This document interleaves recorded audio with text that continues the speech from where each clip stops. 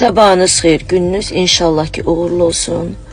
Bilirsiniz ki bir neçə gün öncə mənim dəyərlim Salih xanımın verilişindəydim Xəzər televiziyasında.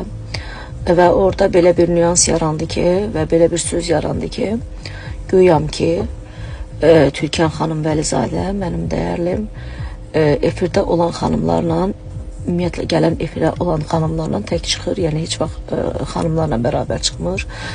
Deməli, dünənləri Türkan bu müsahibəmdən sonra mənə zəngi çaldı və bildirdi ki, Zemfira xanım, birinci öncəliklə bunu deyim ki, mənim Türkanla həqiqətən çox böyük bir-birimizə saygımız, sevgimiz, hər zaman bir-birimizə hörmətlə yanaşmışıq.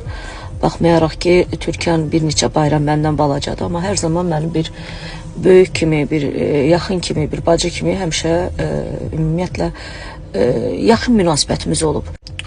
Bəli, zəng çaldı, söylədi ki, Zema, əsla və əsla sən olan ümumiyyətlə efirlərdə həmişə mən şad olaram, fəxr eləyərəm ki, sənlə bərabər eyni efirə çıxıram.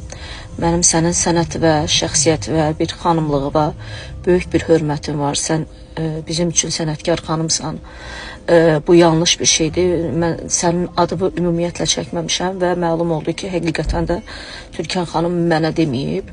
Söyləyibdir ki, bəli, mən bir tək Pərviz Bülbülə ilə meyxanaçı, yəni dostumuz, onunla efirə çıxıram. Heç bir meyxanaçı ilə heç bir pis münasibətim yoxdur. Hamısına böyük saygım, sevgim var.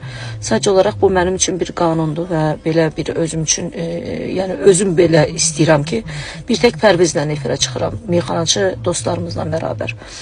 Sənə aid olmayan bu söhbətdir. Həqiqətən mən səni çox istəyirəm. Mən ümumiyyətlə səndən heç bir problemim yoxdur.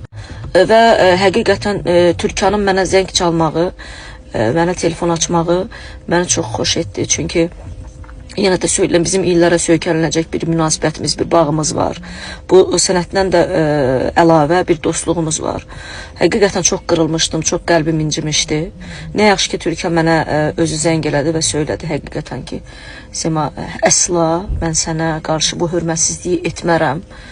Mən ümumi öz yaşlılarımın arasında, yəni xanım ifaçıların arasında ümumi xanımlarla bərabər heç vaxt istəmirəm ki, efirə çıxam. Çünki qalmaqallar, söz-söhbətlər, mən artıq sənətimi genişləndirmək istəyirəm, başqa cürə təqdim eləmək istəyirəm. Bu da mənim üçün həqiqətən xoş oldu. Çünki insan dəyişər, inkişaf edir. Öpürəm səni, Türkanım. Yəni ki, nə yaxşı ki, sən mənə zəng çaldın və bu məsələyə bir aydınlıq gətirdik.